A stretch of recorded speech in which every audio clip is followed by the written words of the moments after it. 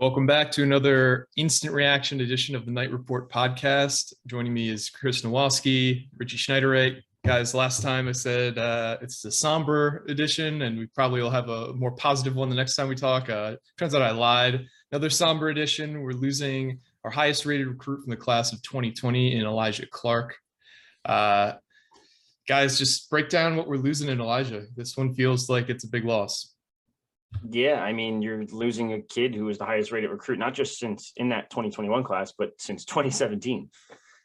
He's a top 250 kid, number 227 for us. He was a top 5 kid in state. He was bouncing between safety and cornerback for Rutgers a little bit. Yeah, this is a tough one. There's no sugarcoating this one. It's a bad loss. He was projected. Yeah, he was first team safety in the spring. There's no way to sugarcoat it. This is a really, really bad loss, and he's probably going to a rival, it sounds like, up north a little. He's going to go rejoin his former high school teammate at Syracuse, it sounds like. It's not 100% official, but it most likely will be official in the next day or two. Yeah, I mean, the transfer portal give us, the transfer portal take us. That's about it. Yeah, this kind of feels like a kid who, if this happened like 5 years ago, there's no way they transfer. Like, a lot of kids are unhappy after their freshman year, but they're not willing to go sit out a year at another Power 5 just for the hopes of more playing time. And Clark was a guy who, he was one of the first true freshmen, if not the first true freshman, who saw playing time this year on special teams, and then he started getting more time in the secondary. So this one's just kind of confusing from a fan's perspective. Yeah, I know he dealt with some injuries. He missed the last couple of games of the year. But yeah, like you said, he played, when he was healthy, he played, at safety and corner, they needed depth, and he came in right away and played well. I remember he had like a diving interception at one point in the year. I forget what game Michigan that was. State. That was Michigan State. Yeah. So yeah, I mean, he has all the tools. I remember seeing him as a recruit. He's a very good player. I remember watching Camden in the 7-on-7. Him and Chestnut actually were really good. So yeah, like what you said, man, big loss for Rutgers. You can never have too many young good cornerbacks and everything, safeties, defensive backs, whatever. And yeah, it's a big loss, but Rutgers, I'm sure will move on from this and grab somebody else possibly, or see how that works out. Now, you said the Chestnut thing, and I got to bring it up. Obviously, they're so stupid for not taking him at this point. It looks like it's a big miss now at this point. I get it. Like, he probably wasn't a first day starter, all conference player for Rutgers, because the Big Ten is not the ACC. But he looked pretty good this year. He even looked pretty good against Rutgers. Mm-hmm. Yeah, he was beat a couple times. He was burnt a couple times. He's a little slower than the average cornerback, I guess you could call that.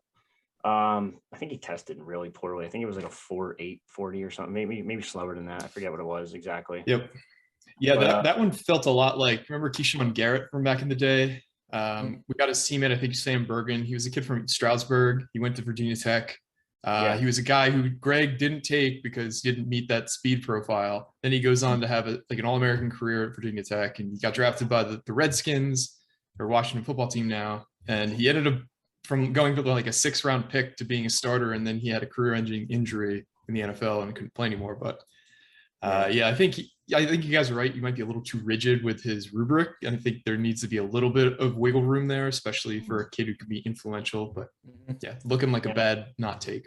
Yeah, and I know Chris said he was injured, but according to his mom, I don't know. Yeah. His mom's on Instagram posting about how he wasn't injured at all, and how the coaches didn't want to play him. She's probably going to comment on this and hate on me now, but it is what it is. So, I mean, yeah, at the end of the day, there's going to be all kinds of stories out there between his side of the story, Rutgers' side of the story, and the truth. That's how it always happens. We all know that. It is a little intriguing to see a couple of the other Instagram comments. JoJo Bermuda is kind of a little salty, it seems like. What do you say? Good riddance? Or no, he said my fault. Good choice. Good choice and my fault. Yeah, it's like, I guess what are you going to do there? But you're kind of the reason you lost your own commitment there. So I don't know what to tell you, buddy. But there's no sugarcoating that one. That was just so Clark and Chestnut are like best friends, right? Yes, best friend. Yeah. Played all throughout, I think, Pop Warner as well as high school, middle school, whatever you want to call it. Yeah, no, they're very, very close. And that's why it seemed like Rutgers was going to land Chestnut and then they just kind of like, ooh, no, that test, yikes, do it again. And it's like, oh. Yeah, I know on the boards everyone was talking about Chestnut eventually transferring to Rutgers, and now it seems like it's it's going the other way here. So Yeah. I mean, this is a weird situation too, because I mean, Dino Babers is in hot water up at Syracuse. Like, if he has another year like this year, he's not coming back in 2023. So it seems peculiar that they would both go up there, and then they'll probably both be free agents again the next off season. So, and that's where Temple comes in, because Preston Brown, with all his connections, is now an assistant coach on full-time staff, and then Temple becomes pretty okay. We'll put it like okay. I'll never say good, I don't think. Yeah, I think when Chris Ash said that, Temple was not a team we're recruiting against, and then continue to get beat by Temple for recruits, I think Greg actually means it, and Greg actually won't have to lose recruits to Temple very often. It'll always happen every once in a while, but I think any guy we want in South Jersey or the Philly area, we're going to land over Temple moving forward. I hope. I like to think. I like to hope. Well, that's why I find it's interesting now, because now Temple has a Philly guy, a former Temple assistant coach at Stan Drayton. They're gonna be better. I'll admit it. They will be better. They're weighing in some guys. They got Corey Palmer a couple classes ago out of Camden also. I could see them probably pushing for like a lot more Camden kids now that Preston's a full-time assistant. I think there's gonna be a ton of focus on South Jersey. And end of the day, no one really is talking about it. This is a Fran Brown guy in Alijah Clark. They were very, very tight, and this kind of stings a little from a perspective of Fran's. So now it's like, all right, I guess you're going to take your lumps, but it's not a good look for Rutgers at the moment. But watch, they'll go land a transfer and cover up the news, and then good news, bad news. Do you think Fran's losing a bit of his luster around the program? Because I mean, I thought about that the other day. Did you see the picture between him and Marquise Watson? Yeah, I forget, dressed in all kinds of crazy like swag, and now it's just like, Fran, what are you doing? You're dressing like. Yeah, now he looks like he's coming from the country club. He's got the vests on all the time. Yeah. And you see Marquise Watson just showing up, and I love Marquise. He's the man, but he's just got a little bit of drip to him. Yeah, I mean, every program needs an infusion of youth on the coaching staff just to keep the energy high, to keep like the relativity to kids high. Like Fran, I mean, he's in his mid-30s now. Marquise is only like 26, right? Coach Watson. Yeah. So he's probably going to be the new like high energy guy. Not that an older coach couldn't be high energy or middle-aged coach, but I don't know. The picture with Marquise and all the two rays. So I saw the picture of, I saw Muhammad put up that picture. I didn't see Marquise in that picture because I think it's like a lot of like red and black light. So it's really dark in the picture. But it's Youssef. What was the other one? Youssef Toure, Toure, Solomon Toure, Turay, Fama Toure, Toure, and then Vabu Toure, Toure. So I mean, if you can get Toure's, it's just change the mascot at this point. Are they all high-level football recruits? I know that there are several in that family outside of. Yeah, Fama is clearly a high-level kid. I think he's top. I don't even know what he is for us. Top 15, top 14 kids, something like that. Oh wow. I don't think Youssef or Solomon. Correct me if I'm pronouncing this wrong. Solomon. I don't think either of them have any offers yet, but size-wise, I mean, Solomon's a 6'4", 265 guard. It's pretty good. Youssef sounds like he might land a couple offers lower, like G5 type things. I don't know for certain. And then I think Vabu, who's 2024, has Syracuse and Rutgers already. So I mean, like, interesting. Literally just offer his entire family. You have a pretty good team.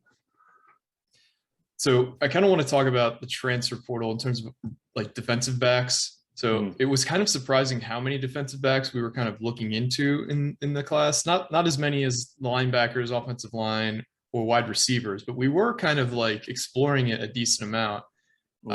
We had some good depth, hypothetical depth last year, but that obviously is thinning out with guys leaving, now with Alijah Clark leaving. Do you think this is an area that they try and like look into a little harder now that when like spring guys transfer out? Do you think we go after one or two more defensive backs depending on how things go? I think they take a look into the portal. Obviously, you lost Clark, you lost a couple older guys, or not older. You lost Najee Jones, who was a fifth-year senior, who just actually committed to Kent State. Then you lost Darius Gooden, who went to UMass. So you are losing some dudes. And then at the end of the day, there's also a couple guys on the roster that just haven't seen the field at all and have been here for what, 2-3 years? I guess actually, no, it's been depleted a little bit now too. Yeah, I mean, you got to hope Christian Braswell comes back healthy. That's huge. He's been training nonstop down in the DMV with one of the top trainers over there, who I'm supposed to talk to this week or next week. I forget exactly when. I have that on the schedule. But other than him, I mean, Abraham's back, Izzy and Young are back. Igbenogsen's going to play a ton. I'd even argue, I've been saying this, I think, I'd argue Igbenogsen starting at safety and bouncing Young back to corner. I mean, I think Igbenogsen is going to be our best defensive back next year. Like, if he plays 2/3 as well as he did in the bowl game, I don't see any way he's not our best defensive back, and that's including somebody like Max Mellon. He was phenomenal in the bowl game. Now that's where it stings. His brother was so good. His brother was better than him, and it's like, I'm still holding out hope that he ends up back here. I mean, living in Mississippi, I'd never lived there, but it's culture shock, man. Like, you can go down there for a weekend and, you know, it feels different. You feel the vibes, whatever. But living in Mississippi for a kid from New Jersey, like, it's not an easy adjustment for everybody. So if he doesn't play right away and he sees his brother balling out this year, Lane Kiffin's rumored for every job that opens up. Like, they're not going to be as good as they were this year. They're losing Matt Corral. They're losing a lot of talent. So we'll see. I don't think that one's over. No, I could see them hitting the portal a little bit too, especially because there's rumors out there that Chris Long is going to flip back to wide receivers. So then you're down to what? 1, 2, 3, 4, 5. So you're down to 6 cornerbacks. That's not ideal by any means. But who knows? Maybe you flip another wide receiver back to DB. I know in the past we thought Carnell Davis had a potential at DB. Other than him, I don't really see anyone off the top of my head. Maybe Rashad Rochelle because he's so athletic, but that's just a pure guess from my standpoint. But yeah, I do think they'll end up pursuing another corner. They're pursuing another linebacker. We talked about Mike and Lorenzo McCaskill. Very unlikely, but they are showing interest in him. He's out of Louisiana, I believe. Yeah, Louisiana Lafayette. They've had mass exodus of talent after Billy Napier left for Florida. They have so many good players. They've had a few guys commit to LSU. They've got another. Billy brought like 2 or 3 with him, didn't he? Some guys went to Florida. Like, their roster was loaded. And they had one of the PFF had their offensive line as like a top 5 unit in all FBS last year. Like, Billy Napier did a fantastic job of building that program. But yeah, so they have a linebacker named Lorenzo McCaskill. He's led their team in tackles the last 2 years. He entered the portal and almost instantly, surprisingly, his first offer was USC, which you don't usually see. You usually see a small trickle of like smaller level offers, and then you get the big ones. So he's reporting offers from USC and in Missouri. This one feels like a guy we're not going to land. He's originally from Michigan. He went to junior college for a year. Got 1 year of eligibility left. We obviously need a linebacker. It's been a priority in the portal for us. We haven't landed any. But yeah, we've got a couple guys that looks like we've started following recently as linebacker transfer portal guys. Yeah. And then on top of that, I think the only other guy we've talked to or haven't talked about yet is Steven Stellanos. And I know I posted an update on him yesterday. It's kind of interesting because I was talking to him last night. He told me Iowa's coming in, and Iowa, obviously with tight ends, does a phenomenal job and produces. Yeah, they have an in-home visit with him, right? Yeah, they have they're going to have an in-home this week with him, as well as Temple, and Rutgers is going to visit again. I don't know who's going to visit him with Rutgers. I would assume probably tight ends coach Nuns and Schiano, because Gleason already went. I could see Gleason maybe doubling up and going again. But he'll be on campus this weekend. The only interesting thing is I would watch out for Iowa. If Iowa offers, it's going to be very, very tough to beat out Iowa. I know Virginia is also very high up. It's his home state. He just came back from an official there. So it sounds like it might be a Rutgers-Virginia battle pending Iowa offering. He actually told me he's going to visit Rutgers this weekend, the 22nd, 21st, whatever the hell it is. And then he told me he tentatively has, and these are his words, not mine. He has a Syracuse visit the weekend after, which leads me to believe there's probably a decision coming before that Syracuse visit. And that might have just been a visit he scheduled, and now it's just like, all right, now I don't think I'm going to go because I kind of know where I'm going to go now. Meaning it's either Rutgers or UVA, maybe Iowa jumps in the mix and lands on a late visit from them. It's possible. But I do think it's Rutgers or UVA right now. And that's going to come down to the wire between relationships with Rutgers, with who was it? I don't even know. Who was his first offer? Why can't I think? Joe Susan. Yeah, Joe Susan at Bucknell was his first offer out of high school. So they have a relationship. Ty Kwon was the wide receivers coach at Lafayette when he was there. And on top of that, John Garrett worked for Schiano down in Tampa and was the head coach at Lafayette 2 seasons ago before he got let go, I think last year, this off season, whatever it was. So there's a ton of Rutgers connections there. It's just the UVA, the pull from home is always going to be there no matter what. So it's going to come down to probably the wire with this one at least. Yeah, you got to hope that he's turned off by all the turnover at UAV. It sounds like Brennan Armstrong is coming back though, which would be huge for them because I mean he's a complete stud quarterback. I'm surprised he's coming back honestly, but I mean he's not like the most physically imposing guy, and he's also a lefty. He's short, so he's more of like a really, really good college quarterback, and not necessarily a high-level NFL prospect. But we will see. We'll keep you guys updated on that situation because I do see him continuing to roll in offers the longer he stays uncommitted. He's just also picked up a Pitt offer like yesterday, I believe. But yeah, but it doesn't seem like they're a factor supposedly. So. Well, that's good. But we did have some good basketball news this weekend. Chris, tell me what you saw on the team on Saturday. What changed in the second half, do you think, of this game? Because it looked very similar to the Penn State game for the first 20 minutes, and then they just completely turned it around. I can't remember Rutgers' team coming out that hot out of the second half into the second half before. Yeah, I mean, it's kind of been it was kind of like a tale of two halves. I mean, Rutgers fouled a lot in the first half. I think Maryland shot 15 free throws in the opening 20 minutes. Only had 4 foul shots in the second half, so I did a really good job, without fouling there. They obviously shot the ball better. Ron Harper Jr. just caught fire, was making the bang 3-pointers similar like he did against Michigan a couple games ago. The offense just shot the ball better, obviously, as a team too, and they just they played a lot better. I mean, Maryland. They got to the rim. I feel like they had a ton of offensive rebounds, and Rutgers kind of hung in there and played better, rebounding wise. So, yeah, it was kind of mostly fouling. Ron Harper Jr. catching fire. I mean, it was a big road win for Rutgers. I know that's a lot talked about for fans and everything. So they have Iowa coming up on Wednesday night 8:30 at the Jersey Mike's Arena. So. Tough game maybe for fans if they have work the next day or something like that. But Iowa's a very good team. They score a lot of points. They're fast. They're efficient with everything they do. Keegan Murray has been excellent this season. It's kind of surprising to me. I didn't think he was, great, from watching him last year, but he's been playing very well. Obviously, one of the leading point scorers in the league. So, Rutgers will definitely have its work cut out for it on Wednesday. But getting that win against Maryland was huge. Especially coming up for that Penn State loss. They didn't play well. And, the second half, they just played so much better. And, I'm looking at their Iowa stats now, and Keegan Murray has been on a fucking tear, man. Those last 7 games, he's averaging almost 29 points a game. That's mostly in league play as well. They just went to Minnesota and just completely put a beating on them. The score isn't as bad as the game actually was. Minnesota, another team that's really struggling. That's our opponent after Iowa. I think Minnesota is like 1-5 in league play now. But Murray, I mean, I've seen a lot of comparisons between him and Ron Harper Jr. in terms of their streakiness and both like how dominant they can be, but how they can just fade away as well. Is that kind of what you see in Keegan Murray too? But that's a good comparison. He could definitely, he's been playing well this season. Iowa as a team, they're just so efficient with everything they do.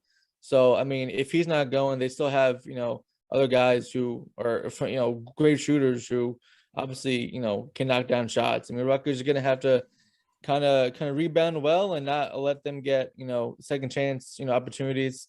Again, the turnovers, I forgot to mention this. Rutgers had a lot of turnovers against Maryland in the first half. They cut that down in the second half. They're going to have to do the same thing. They can't let Iowa get out and run. Iowa, obviously Rutgers is a better team at home. So, we'll see how that plays out. But, Keegan Murray has been phenomenal this season.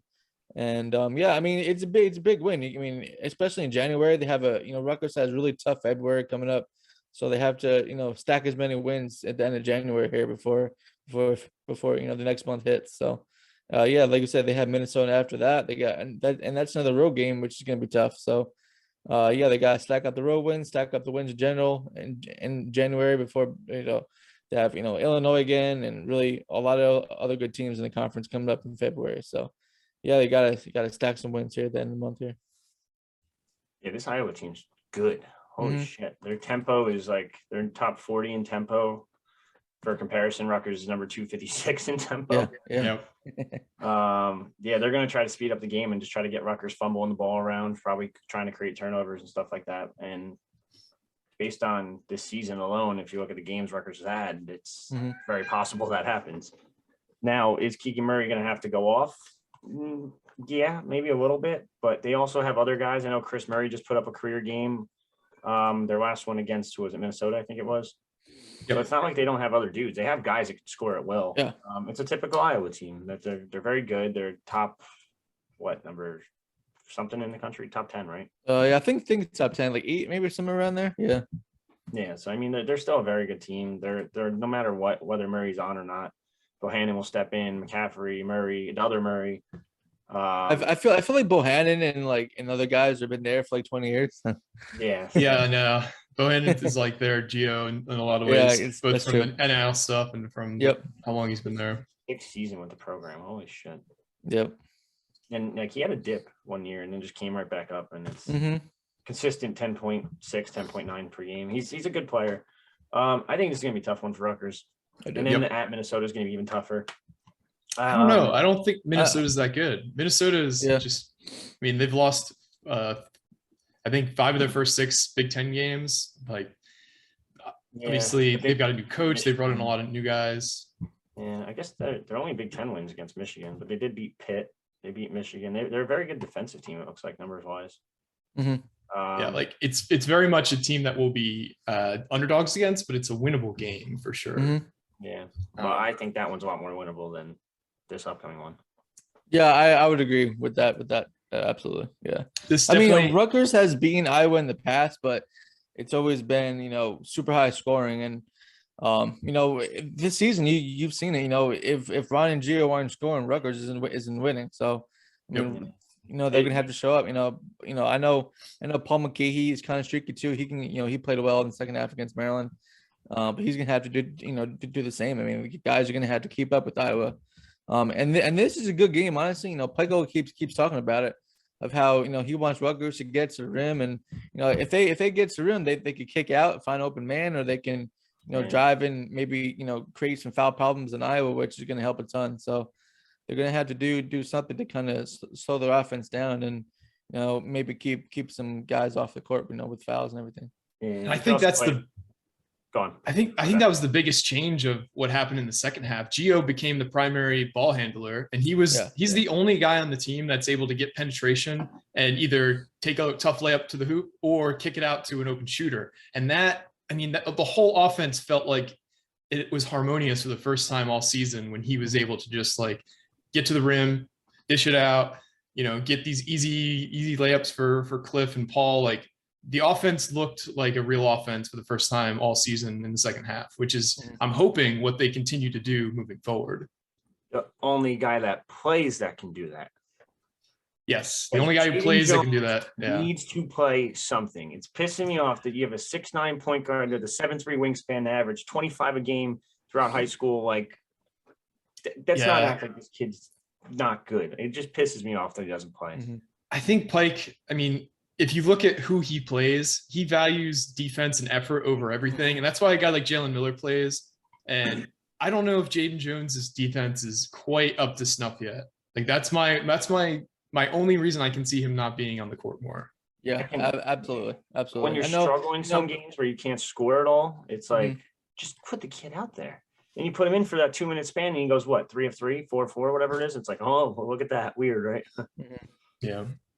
I mean, maybe they'll need him this game because Iowa scores a lot. They're gonna need some more scoring, so maybe he does play more of this. But yeah, his minutes have been a little questionable.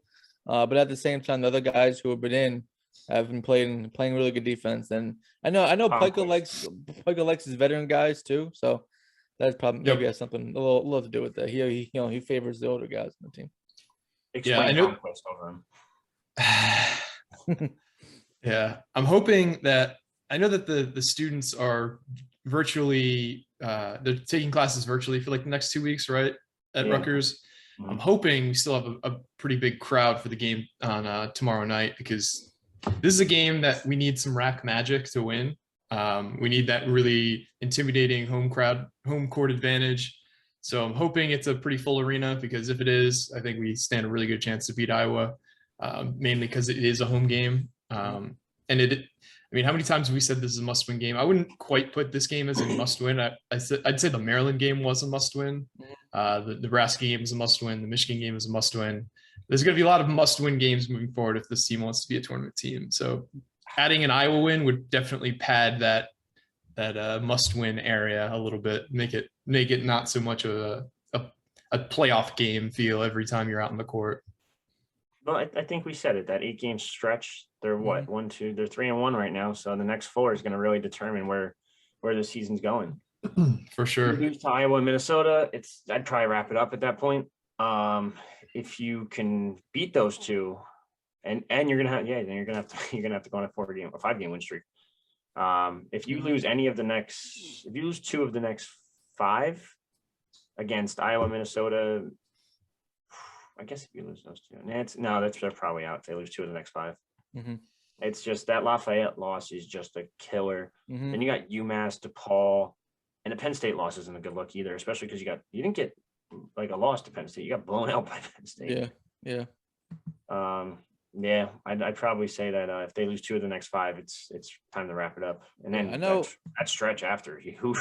Yeah, I mean, even Northwestern on February 1st, that game looks a little tough. I mean, they just beat Michigan State. On they went to East Lansing. Yeah, that was crazy. Yeah, and it's Lansing. But then after that, you got Michigan State, Ohio State, Wisconsin, Illinois, Purdue, Michigan, Wisconsin, Indiana. So I mean, they don't really have quote unquote a break until March. So the whole month of February is brutal. It's kind of like the Big Ten East football schedule there. So it's brutal. So Rutgers is gonna have to, like I said, stack the wins at the end of the month here, and they got some obviously all winnable games here. So yeah, they're gonna like Richie said, the losses early in the season hurt them in a big way. So yeah, I mean, we'll see. They still have work to do, but they have a chance to do it. It's kind of like Shiano says for football.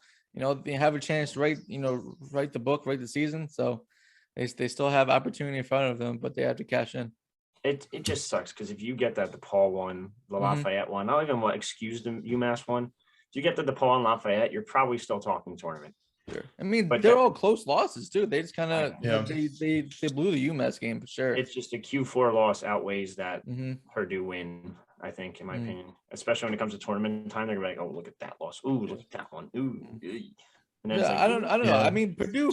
As long as Purdue keeps winning, it's big for Rutgers. I mean, I'm not. The Illinois game yesterday was crazy. It's just the Q4 one just kind of negates the fact of everything, and that's just like that threw you down the drain. Yeah, it's the net ranking. I know the NCAA uses the net ranking as a big factor determining teams, and that's going to keep them down. So what are you going to do? But we'll see what happens. It'll be interesting. Yep. So pay attention. More to come on recruiting news. More to come on the basketball team. Hopefully, and I cross my fingers on this one. Hopefully, the next time we're recording one of these, it is positive news to bring you guys. But this has been another edition of the Night Report Instant Reaction Edition. You guys got anything else for the fans before we sign off? Chris? No, not really. No. Yeah. Recruiting stuff all over the board. Junior Day lists, Junior Day reactions, Pacheco Hula Bowl highlights. Not bad. Okay. Yeah. Shitty vision, solid running back, like we always knew. But yeah, no, we got a bunch of stuff on the boards. Check it out. Ton of film room stuff. Rutgers just lost another off the field guy I saw, and Brett Arnold. He's going to Delaware. Let's see. Max Martin, baseball signee, top 100 ranked kid by Baseball America. So baseball is on the rise. That's all I got. That's awesome. There you go. Yeah. All right, guys. We'll see you next time. There's been another edition of the Night Report podcast. Signing off.